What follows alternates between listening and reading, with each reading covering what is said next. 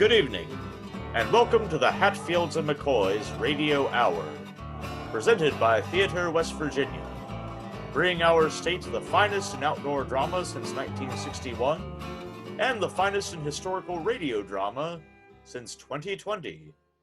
Tonight's presentation is being broadcast from downtown Beckley, West Virginia, where thanks in part to donations from listeners like you, Theater West Virginia is about to mount its first live performance since our productions were initially waylaid by the ongoing pandemic. A two-person musical titled The Last 5 Years, opening this coming Thursday, September 24th, at the Raleigh Playhouse and running through the weekend. And here to tell us more about the production is longtime TWV stage manager turned director, Megan Macy. Thank you for joining us, Megan. Well, thank you for having me. So to start with, tell our listeners a little bit more about this new production you're directing. Well, it's a wonderful show called The Last 5 Years by Jason Robert Brown. And it's really unique in the way that it's written. You have two different timelines running within that 5-year period. You have Jamie, who starts at the very beginning of their relationship, and you get to see him grow all the way through their engagement and their marriage and ultimately the demise of their marriage. Whereas Kathy starts the beginning of the show having just realized that her marriage is over, and she almost travels backwards in time. And you see her right after their first date for the closing number. It's really fun. And it's something that's relatable for everyone and anyone. Anybody who's ever been in a relationship, there's something there for you. Well, I feel like, too, it's definitely relatable for our listeners for Hatfields and McCoys. It's almost like a Johnson-Roseanne story where no one has to die. Absolutely, yeah. You know, we always joke around with Hatfields and McCoys saying that it's the modern retelling of Romeo and Juliet. So I guess you could say, in a way, this is a modern retelling of Johnson-Roseanne. Now then, with the ongoing pandemic, it has been very hard to put live productions on stage. So can you tell our listeners what measures you'll be taking to make this an enjoyable and safe night at the theater? Absolutely. You know, we've done everything that we can to stay up to date on CDC guidelines, what other theaters and other equity and IATSE and everybody else in field is really focusing on and trying to keep everybody safe. So the first thing that we did, everybody who's on contract for this performance went out last week, or 2 weeks ago, I suppose now, and we got tested. And so far, everybody has come back negative for COVID. We're all very happy. We've been doing Zoom rehearsals for the first 2 weeks to make sure that everybody's quarantined and safe. All of our rehearsals in person will be wearing masks. There's going to be hand sanitizer everywhere, so everybody's going to stay clean. We are asking that the audience members use hand sanitizer on entering the theater. We will be taking temperatures at the door, and masks are required during the performances as audience members. What would you like to tell us, too, about some of the artists involved in this production? Oh, absolutely, I would. We've got a stellar cast and crew working with us. You know, we've talked about me. I'm directing. I'm so excited to be given this opportunity. Our technical director, Nathan Dunn, is actually also our production manager for Theater West Virginia. So he's been working incredibly hard on getting this set completed and helping out with props and costumes and everything else. We have the amazing Brooks Cline returning to the Theater West Virginia stage as our Jamie. Some of you may know him, some of you may not, but Brooks has studied and lived in New York City the past few years. We're very excited to have him back for a show. We have Mandy, who is now officially Mandy Patsy. Congratulations on your marriage, Mandy. And she is going to be joining us for the first time at Theater West Virginia as Kathy. Mandy has an amazing, amazing personality and presence. She's unlike anything I've ever seen, and her resume definitely speaks to that too. She actually just got off of a couple tours. She did one tour here in the States, and she did one international tour. So I think it's an amazing opportunity for all of us to get to work with somebody of that caliber.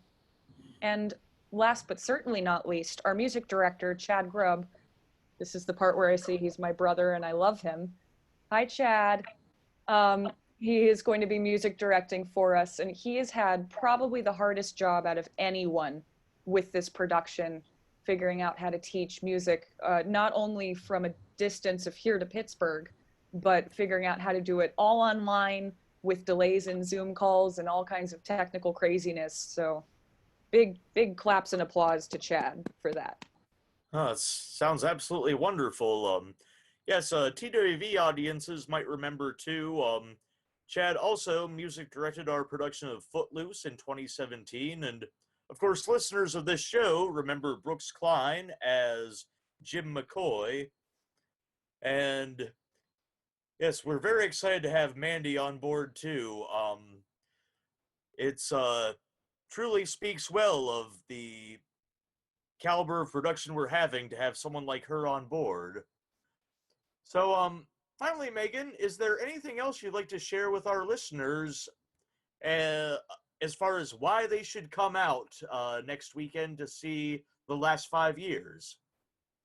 Well, like I said before, this show has something for everyone in it, but I think more importantly than the content of the show itself, this is an opportunity for us to come together as a community, despite what's going on in the world right now, and help support each other and keep the arts alive.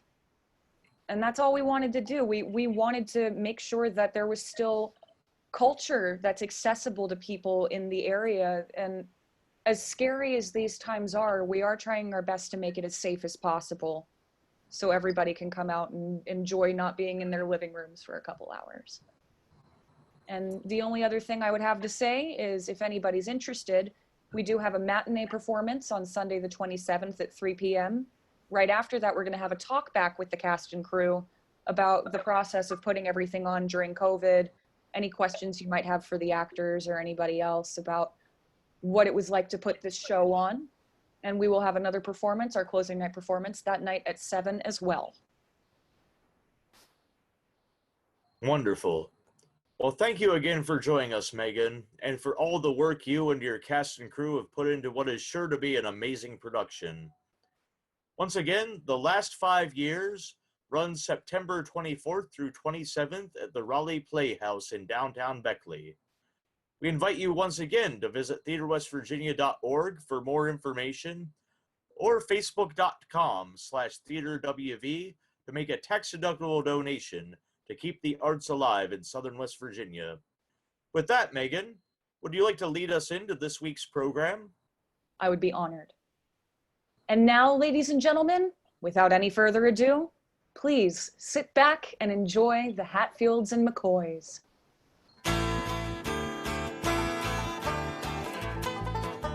The Hatfields and McCoys fought a bloody vendetta that wrote their names on the lips of people the world over. Their story has been told and retold by word of mouth, the people's history book, until the real men and women diffuse into myth, and their deeds become tangled in legend. But they did live. They did exist. Welcome to this week's episode. Blessed are they that mourn.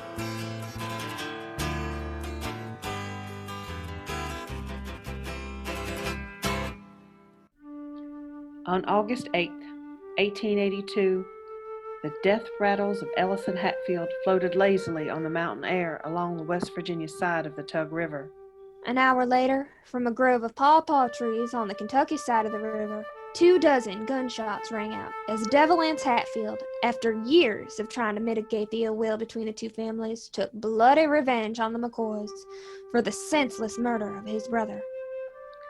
The following day, two of the surviving McCoy brothers, Jim and Calvin, found the bodies. Young Randall Jr., with his face buried in the crook of his arm, his crown split in twain. Famer was described as hanging by his shoulders like a bullet-ridden sack of grain. Alas, Tolbert McCoy, ringleader and instigator of the fight that would end Ellis and Hatfield's life, Tolbert got the worst of it. Shotguns in hand, the Hatfield posse had taken their time with Tolbert. Starting at his feet and working their way up, the Hatfields left no question as to who they felt was truly to blame for Ellison's demise. Thus, on August 9th, 1882, On the West Virginia side of the Tug River, the Hatfields buried one coffin for their beloved Uncle Ellison. Meanwhile, on the Kentucky side of the river, the McCoys buried a single coffin as well. One coffin for the 3 boys. After the toll taken by the Hatfields, there was no need for any more than that. But alas, when the roll is called up yonder and we stand in front of God, when our sins must be accounted for every step we've trod, when he asks why we hated, why we killed on earthly sod, what can make us hate our neighbors? Can cause a man to kill? Bad blood. What is it that leads us to murder? That causes blood to run down the hill? Bad blood. But the Lord said, "Blessed are they that mourn, for they will be comforted." The Lord said, "Blessed are the merciful, for they shall receive mercy." And the Lord said, "Blessed are the peacemakers, for they will be called children of God." And though you have heard it and said that it was an eye for an eye and a tooth for a tooth, I say unto you to love your enemies, pray for those who persecute you, so that you may be children of your Father in heaven.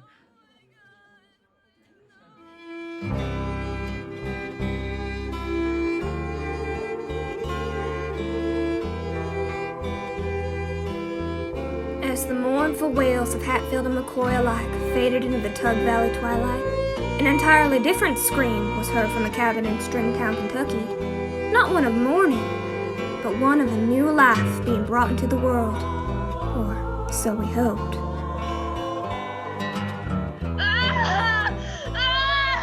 Come on, Roseanne, push! I'm trying, Aunt May. Can you see him? You're almost there, Roseanne. Keep pushing, push! It's a boy! Name him William, after my granddaddy. Aunt Betty? I'm sorry, Roseanne. What's wrong, Aunt Betty?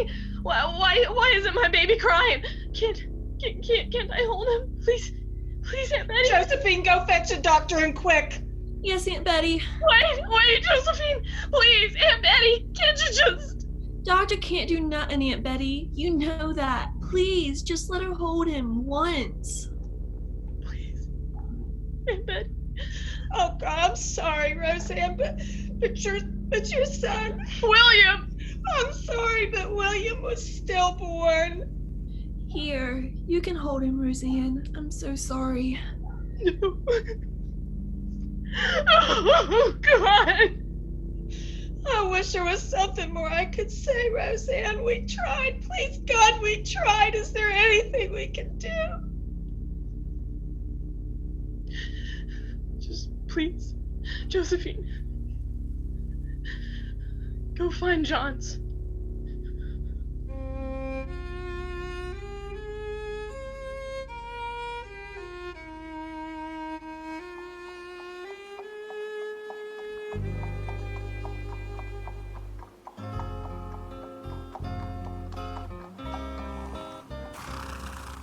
Well, look who decided to show his face around here. Easy, Calvin. Keep your seat, Jim. What the hell are you doing here, Frank? Come to pay my respects. Least I can do. Oh, I'd say you could do a lot less than that. Watch that stuff, Calvin. How's the leg, Jim? I heard Jim Vance did quite a number on it when they captured your brothers. No better, but no worse either. Well, I am sorry, boys. You can stop with your sorries, Frank. Randolph. Sayre. I come to offer my condolences. How you holding up? How the hell you think we're holding up? Them three boys were precious to us. When my husband and son came to you for help, what good were you? We ain't never gonna be shed of it, Frank. It haunts me like a fog hanging over the river. 'Tweren't enough for John's Hatfield to make fools of us when Roseanne went off with him. Them Hatfields made themselves judge, jury, and executioner to our boys. Whatever their crimes, they deserve proper justice. That's what you're here for now, ain't it? You heard my wife, Frank. Are you here for justice or condolences? I need proper warrants to pursue fugitives across state lines. That's so. Them Hatfields pursued our brothers across state lines just fine. You ones want to get the law to do your fighting for you? Because if you do, that's what it's gonna take. But you can't ply the law to your whims. Not like when you got your weasel of a nephew Perry Cline to finagle that timber deal for you, Randall. Not when it comes to matters of blood. Now, if I had my druthers, Devil Anse Hatfield would be hanging from some tree for the buzzards to choke on. But not without due process. Now, if you want to do your own justice, get Hothead and Gimpy here to form their own posse, cross the tug to West Virginia and seek vengeance, I'll be the first to look the other way. But what I won't do is be a part of it. Again, my condolences, Mr. McCoy, Mrs. McCoy.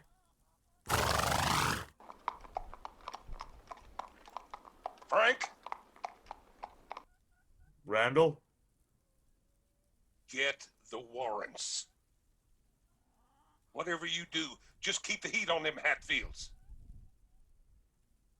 I will, Mr. McCoy. We'll either smoke them out, or they'll die of suffocation.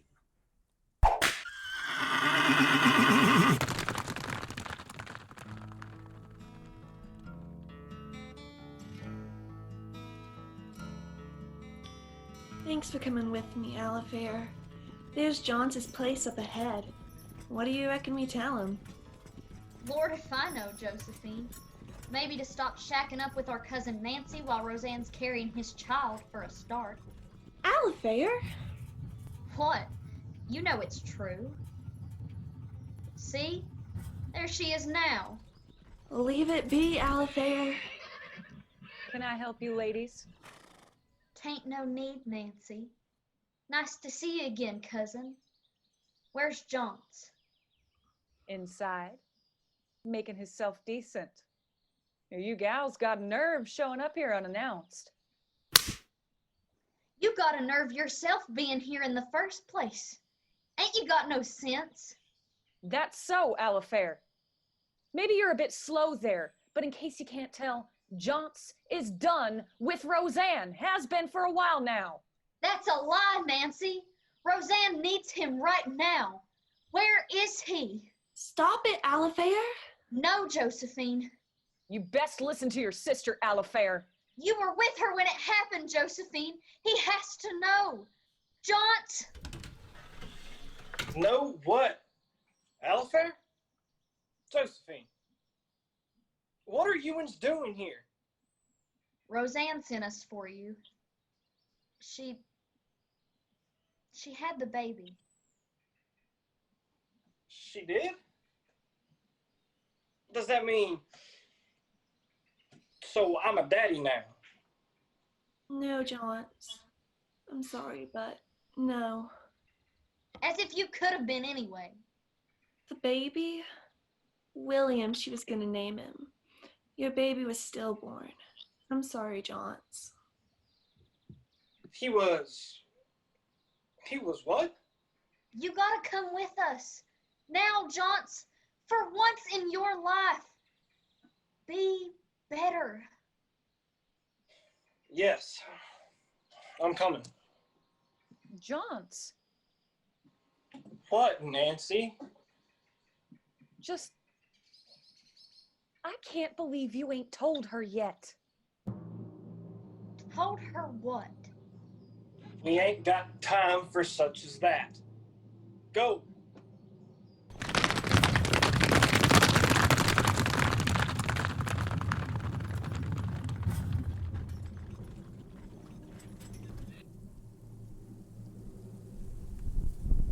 Cap, you clean that rifle anymore, you're gonna wear it out. What else I got to do? We got to lay low. I feel like a snake in a gopher hole. Well, there's enough warrants out on us to paper these walls over. Warrants don't mean nothing if they can't serve them. Yeah, and you go gallivant over into Kentucky, and you'll see them get served. I ain't afraid. I know you ain't. That's your trouble. Hello, boys. What you uns up to? Here now. Uncle Jim will tell you it's crazy to lay low right now. I've heard talk, Anse. They's about to be sending in detectives, bounty hunters. Living our lives in fear ain't no kind of life. That's right. And the way Randall and Calvin McCoy have been stirring people up, talking legal talk, it's bound to be a short life. We gotta move. Or did you already forget about what they did to Ellison? Oh, heck, they just stabbed him 20 times and shot him, not like they meant to hurt him. Eye for eye, tooth for tooth. Ain't no law around here but this. You uns are having a war council, ain't ya? Whatever they's telling you to do, Anse, you know it's bound to go sour on you. Uncle Jim? Cap? Yes, sir, Daddy? We wait. Anse. Now I can read trouble in the wind, Uncle Jim. Them McCoy's been up in Parkville all week talking to Sheriff Phillips. All of Pike County done saw what you uns done to them 3 McCoy boys, even if they did deserve it. But they's out for Hatfield blood. Now's not the time to go doing no more killing. Come on, Uncle Jim, let's just go ourselves. We get a few more, we can take them all on. Hush now, Cap! Then what are we gonna do? Nothing? Cap's right. All hell's a-comin' and you know it. Who better to head it off than Devil Anse? Well, I said we wait.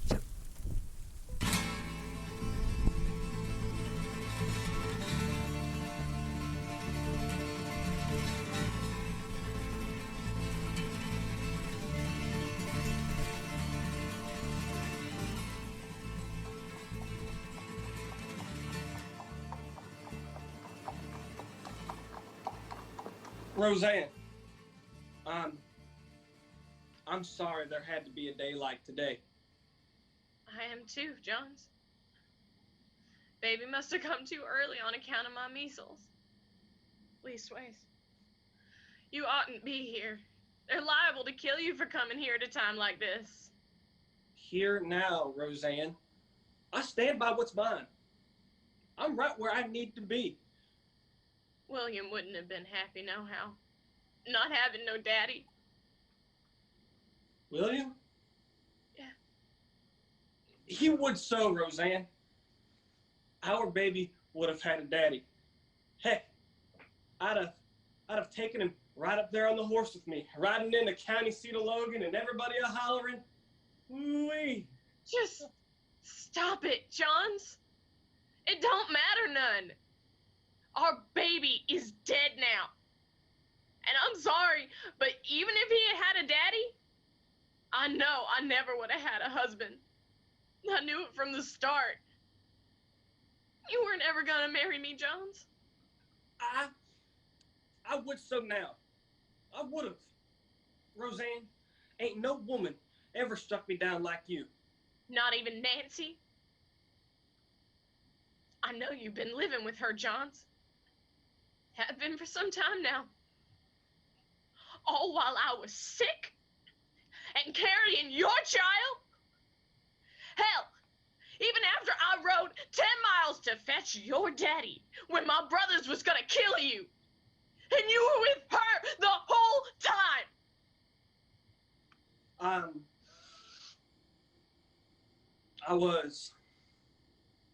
I'm sorry, Roseanne. You can stop with your sorries, Johns. For good this time. Both of our families got plenty of sorries to go around now. And you don't deserve none of them. Here now? That just ain't fair, Roseanne. Ain't it? My daddy done disowned me for being with you. My brothers got killed by your family. And don't think I don't know where you were when that happened. But all while I still waited for you to come and prove me and everyone I loved wrong. I was praying for you to be better. But they were right. I was right. I was right and then some. You're awful at staying in love, Johns. And you're awful in a whole hell of a lot of other ways too. In every way. And I hope you die knowing that. Even if you marry Nancy, in hell, you'll probably marry 4 or 5 more after you're done with her. And even if it takes another 50 years, I hope every one of them finds their way back to your deathbed to tell you one last time what you did and who you really are. But not me. I won't be there. I have had enough of you, Johns. I don't got more time for you, except to tell you that. To tell you what you did to me and my family. And really, you don't even deserve that much. But, Roseanne, please, don't talk like that now. We could try again, like before. Just stop it, Johns. Stop. My sisters hate you. My mother despises you. My daddy vows he'll kill you. Ain't none of your sweet talking gonna stand up to that. Because most of all, I despise you. Roseanne. Goodbye.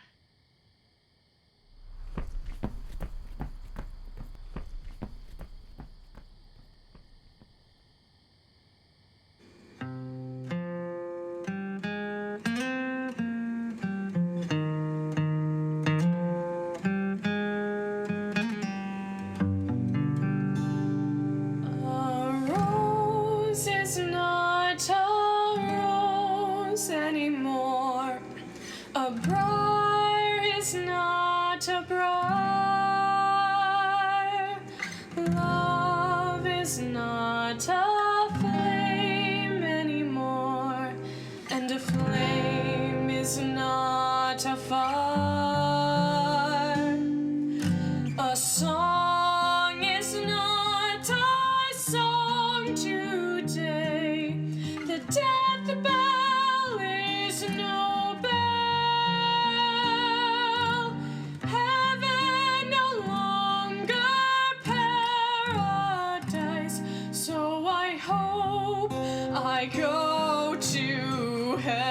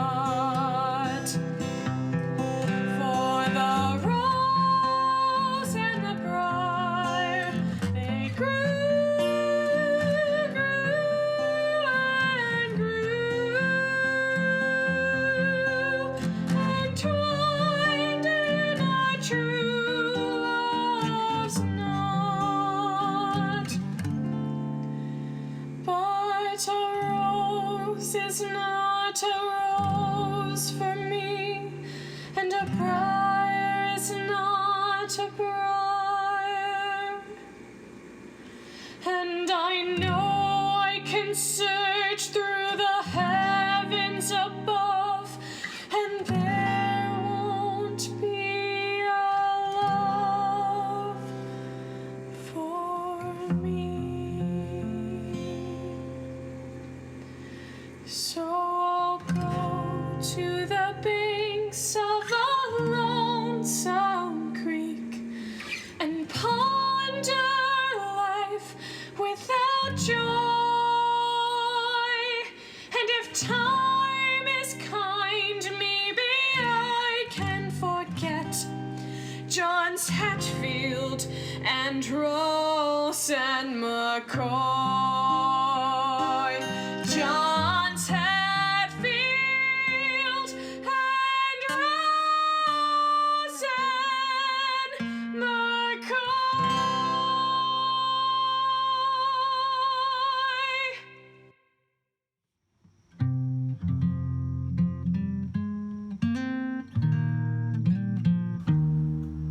Thank you for joining us for this week's episode of the Hatfields and McCoys. The script was adapted by Nick Yurick, inspired by the play by Billy Edd Wheeler, with music composed by Ewel Cornett. Sound editing was done by Sam Yurick. Tonight's cast featured Amy Taylor and Sarah Lee Beason as your narrators, Dan Hasty as Preacher Anse Hatfield, Ashley Davis as Roseanne McCoy, Barbara Yurick as Aunt Betty McCoy, Lindsey Palmer as Josephine McCoy, McKinley Sayre, Calvin McCoy, Brooks Cline as Jim McCoy, Dan Manning as Randolph McCoy, Wendy Sullivan as Sarah McCoy, Rebecca New as Alifair McCoy, Megan Macy as Nancy McCoy. Austin Sipe played John's Hatfield, Andy Woodruff as Devil Anse Hatfield, Tommy Crossan as Cap Hatfield, Sharon Chadwick as Levice Hatfield, and Michael Martin as Jim Vance. The song Roseanne's Lament was performed by Ashley Davis, featuring Kevin Stokes on guitar. Visit facebook.com/theaterwv and make a tax-deductible donation to keep the arts alive in southern West Virginia. We invite you once again to join us at the Raleigh Playhouse September 24th through 27th for the last 5 years. More information is available at theaterwestvirginia.org. We'll return next week for Episode 7, Old Acquaintance Best Forgot.